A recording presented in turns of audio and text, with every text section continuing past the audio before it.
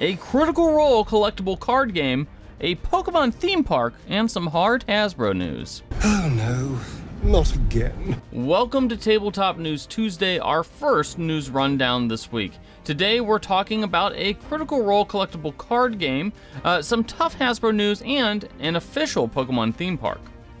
Now, if you like these kinds of news rundowns, be sure to hit those like and subscribe buttons so we can keep on making them. Now, on to the news. Thanks for the news flash. Critical Role is getting a card game. Hot damn!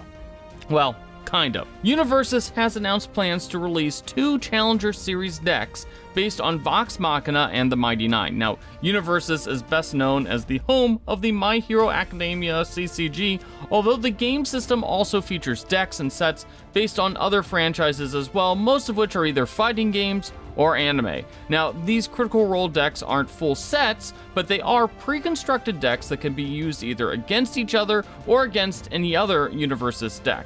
Think of them kind of like those Commander decks that Magic releases that are Universes Beyond things. It's basically the same thing, but not really. The Vox Machina deck will feature Vax and Vex, while the Mighty Nine deck will feature Jester and Not. Both will come out in March 2024. Come on, give me it. Give me it. We are finally getting an official Pokemon theme park. The Pokemon Company has announced plans to make Pokepark Kanto, a new theme park located in Tokyo and will be part of Yomiuri Land, which is a big theme park that's located actually within the Tokyo city limits, which, you know, Tokyo is actually like 10 cities, but it's in there.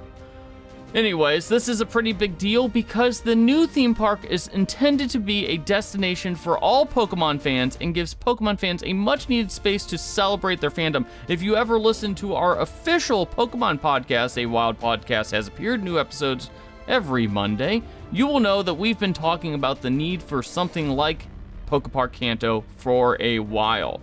Now, we've gotten temporary Pokeparks in the past. Notably, Japan had a traveling Pokepark for about a year, and yes, it was called a Pokepark, but this seems to be much more permanent given that Pokemon announced that they were starting a brand new company specifically for Pokepark Kanto's development. Now, no timeline on this. This is probably a whiles away, but honestly, this is some of the biggest entertainment news of the week. Then check this out. Hasbro has announced plans to lay off 1,100 people, adding to the 800 they had already laid off earlier this year. We anticipated the first 3 quarters to be challenging, particularly in toys, where the market is coming off of historic pandemic-driven highs. While we have made some important progress across our organization, the headwinds we saw through the first 9 months of the year have continued into holiday and are likely to persist into 2024. That was CEO Chris Cox when he wrote a statement announcing the news to his employees. The additional layoffs follow Hasbro's sale of their TV and movie business, E1, earlier this year. And Hasbro had a tough quarter with new revenue down 10% and an operating loss of $428 million compared to last year. However, we will note that Wizards continues to be a top performer, with that segment's revenue up 11% for the year. With 1,100 workers being laid off over the course of a year out of a workforce of around 6,400 people, it's unclear where the cuts are coming from and how it will impact even profitable divisions like Wizards of the Coast or their upcoming releases. Of course, while workers are being laid off just days before Christmas with no mention of layoffs or salary cutbacks at the executive level, it's a rough end to what has been a year of continuous PR problems for Hasbro. And a bah humbug to you. And one of the more interesting marketing tactics that we've seen in a hot minute, Kobol Press is using League of Legends to promote Tales of the Valiant. Over the last couple of weeks, Kobol Press has been releasing some homebrew for Tales of the Valiant inspired by League of Legends over on its blog.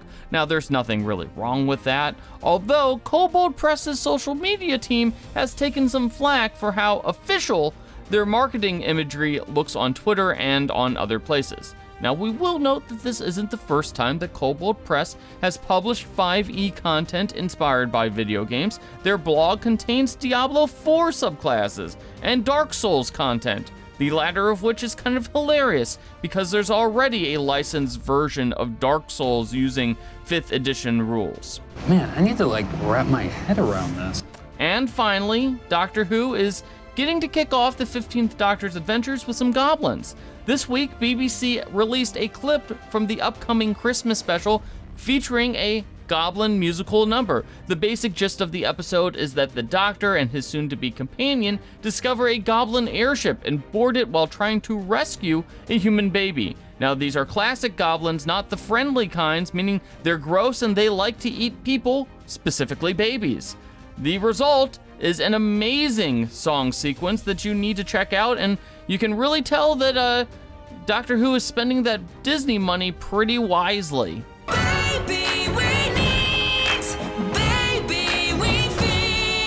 Anyways, that's all the news that we have today. Let us know what your favorite story is in the comments, and don't forget to hit those like and subscribe buttons.